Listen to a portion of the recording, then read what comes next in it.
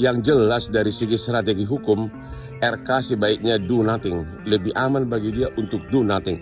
Harusnya dari awal dia diam, do nothing. Tapi sudah keburu dia respon di medsos. Oke, sekarang dari segi hukum, lebih aman bagi RK untuk do nothing.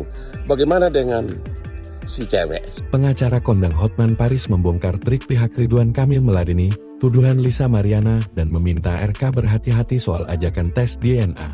Sebab, Lisa berjanji akan buka-bukan pada Kamis, 10 April tahun 2025 dan menyiapkan bukti dan mengatakan, semua ini demi anaknya, karena sudah 8 bulan terakhir tidak beri nafkah.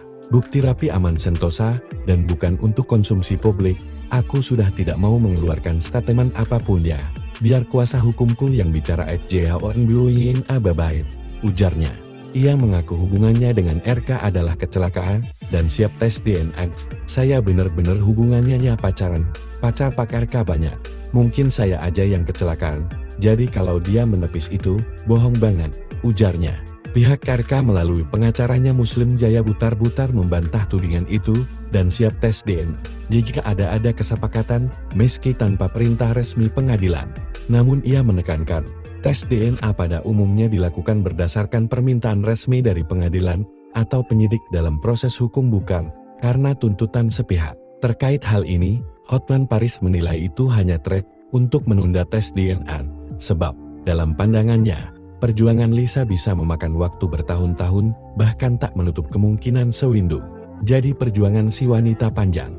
Pidana tidak bisa, perdata tidak bisa langsung menyatakan bahwa itu anaknya, karena belum ada tes DNA, Hotman. Ia memberikan saran kepada RK untuk tidak melakukan apa-apa karena akan menjadi bumerang.